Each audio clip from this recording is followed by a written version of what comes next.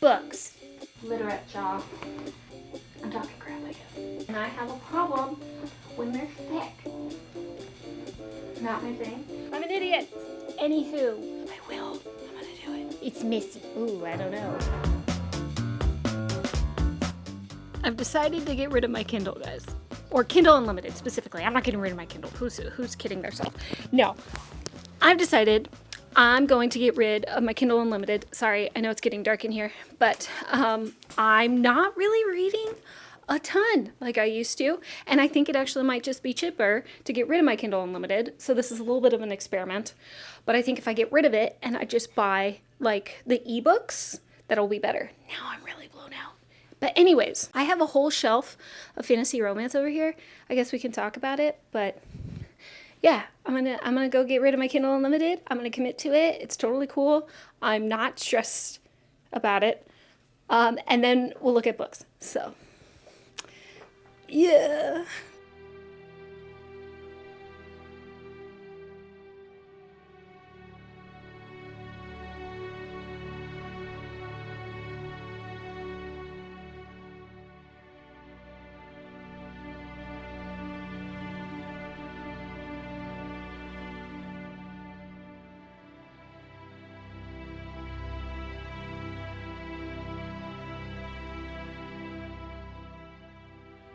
I did it. I'm proud of myself. I know it's really lame, but at least it's gone. So I'm not paying a monthly fee for nothing. I'm trying to be good about my subscriptions. But anyways, my books, okay? I'm also trying to get through the books that I actually own and are on my TBR. So this is going to help with everything.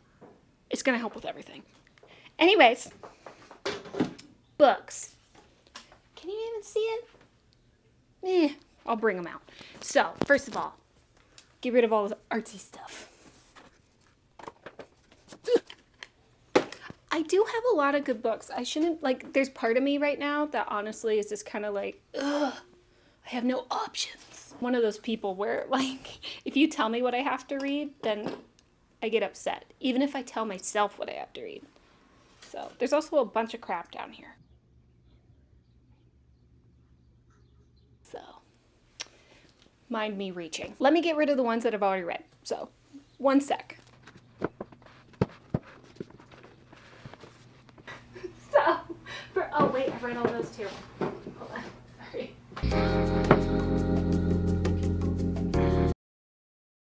Okay, now we're ready. So, I literally have, let's see, I have 15 books, technically, of just fantasy romance. I also have a ridiculous amount of historicals, like probably well over 500 historicals.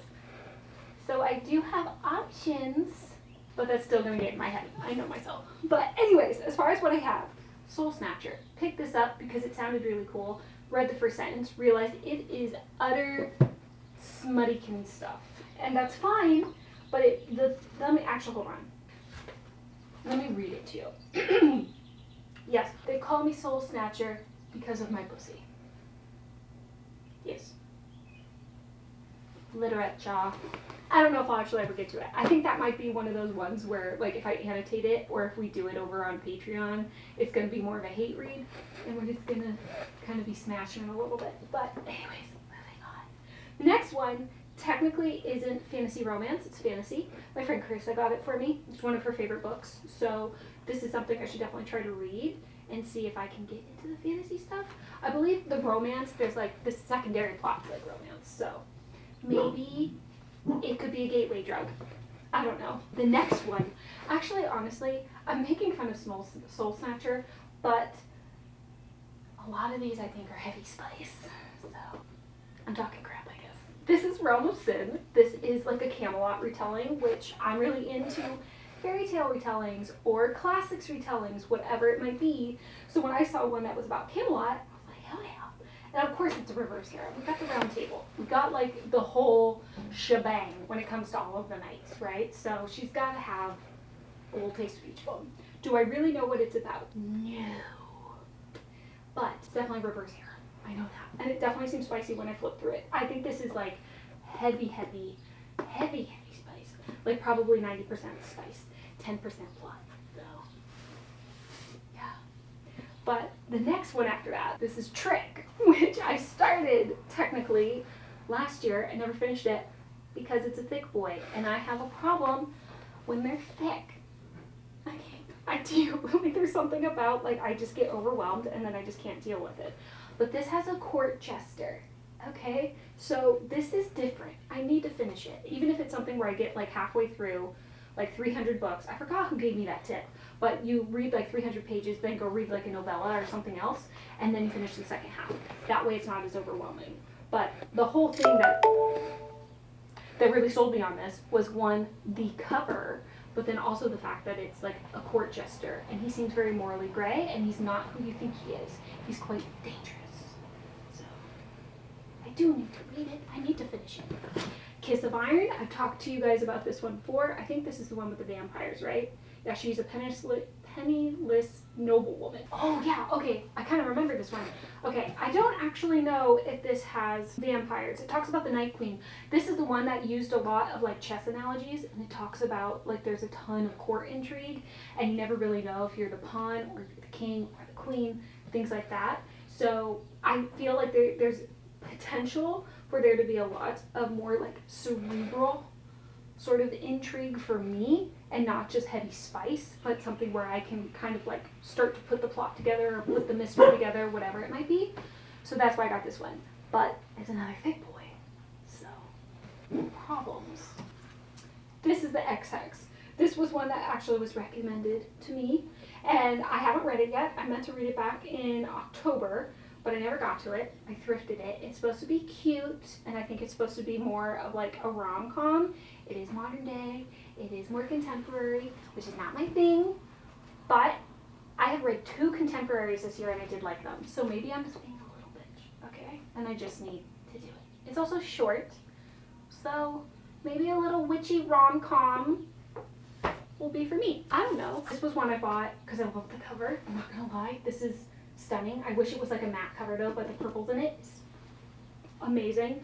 But this is one where it talks about like there's monsters and fae and the humans are like stuck in between them, and the fae to the north are basically like they're enslavers, and then the monsters to the south are basically eating the humans. So this human wants to fight, and she wants to like eradicate everything. So she basically wants to join these rogue forces, which I believe is a part of the fae that are fighting the monsters, but she ends up breaking one of the like main laws, which is you can never actually hurt a fae, and that ends up putting her in the position with the bargainer, who's going to utilize her and her powers, I guess, against the monsters, but it's very enemies to lovers.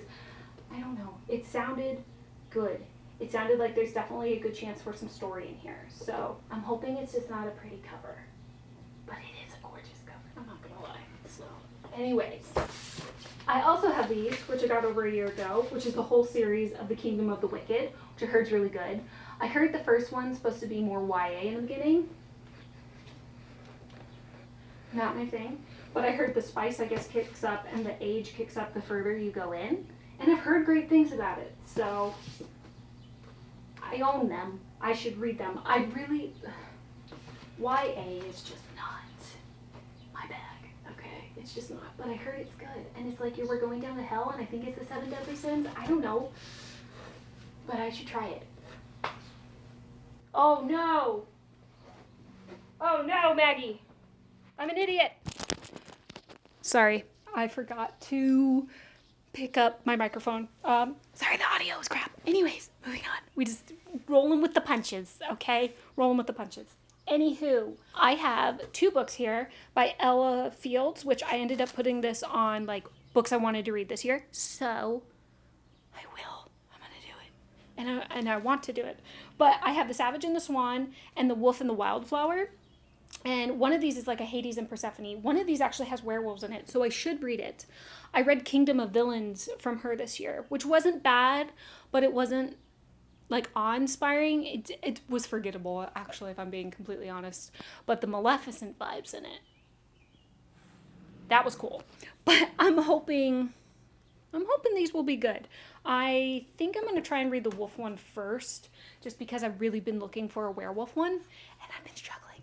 So hopefully I can find, or that one's actually the one that I've been looking for a while. But anyways, A Ruin of Roses, K.F. Breene. I believe this is a Beauty and the Beast retelling. I remember starting this a long time ago. I know a lot of people really enjoy it.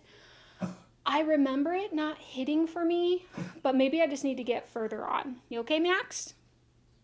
Okay, gotta check on the baby boy. But anyways, I think I might try it again, but it's probably going to be at like the very end of my list. So this next one, I don't know if I'm going to read.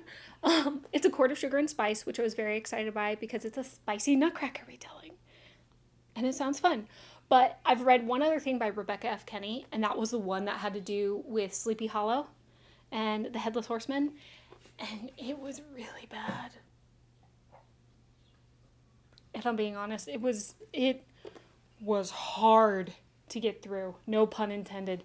But this one I was really intrigued by when I first bought it because I was like, ooh, a Nutcracker retelling. So much so that I went ahead and just bought it. I really hope it's worth it, but I might have to get rid of that one. So anyways, the next one I technically started a while ago, actually during my romance readathon. The Wicked and the Willing. This is literature, okay? This is one, like, your brain is definitely going to be involved. You're going to feel it. It's definitely emotional, but this is only, like, maybe 10% spice, 90% plot, which is great. Don't get me wrong. The cover, also stunning. One of the most beautiful ones that I own. But it wasn't engaging. It's the best way that I would put it. So this might also be low on the list, but it's vampires and it's in Singapore. It's sapphic. It's something. I don't know what to say. But anyways, moving on. Bound and Barbed here. This one is also gorgeous. Wish it was a matte cover again. Don't remember what it's about at all. So I don't know if I should go in blind or if I should look at it. I know I've seen that her name is Evelyn. So I know that so far. Heinous arrangement, hidden bond, hallowed vow. Evelyn must trust a bloodthirsty immortal. This is the vampire one. I knew I had one on here that was like vampire-ish. But this, I think, will be good. Fear not the rose with unearned thorns, rather the one who chose her barbs. That's a good little saying right there, if I do say so myself. But yeah, I have those. What else do I have? I have more stuff. Over on this mess. Don't judge me. Hey. Yeah, don't judge me. I know it's messy. But anyways, I have Bewitched, which I have started. I'm reading this with my sister. Pestilence I've already read, so that doesn't count. I have the Mind F series, which Hannah got me, which we are actually reading right now. I haven't started it yet, though. I need to do it by the end of May. Don't worry about that. Circus Creeps, I have read. Killer Unicorn Apocalypse, have not read. Well, kind of read. White Horse Black Knights. April read this one. She actually said that this was really good. This, what was it? I don't remember. It's a retelling of something, but I remember that she gets dragged behind the horse, and I think she's naked. And I remember April telling me that, and I was like, ooh, I don't know. But she ended up saying it was good, so there's that. Curse of Shadows and Thorns, started it. Very hard for me to get into. I think April actually said that once you're like 50% in, then it's engaging. But I don't know if that's going to happen. Anyways, I think that's it. There's probably some more books hidden somewhere.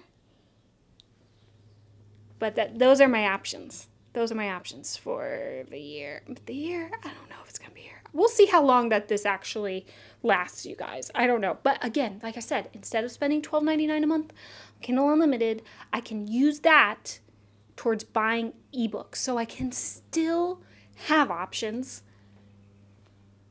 I still can, as long as they fit in that $12.99 budget. Sorry, I'm squatting here. Anyways, I need to go do some stuff. But it was nice chatting with you. Sorry about the audio again. And wish me luck on this adventure. Anyways, bye.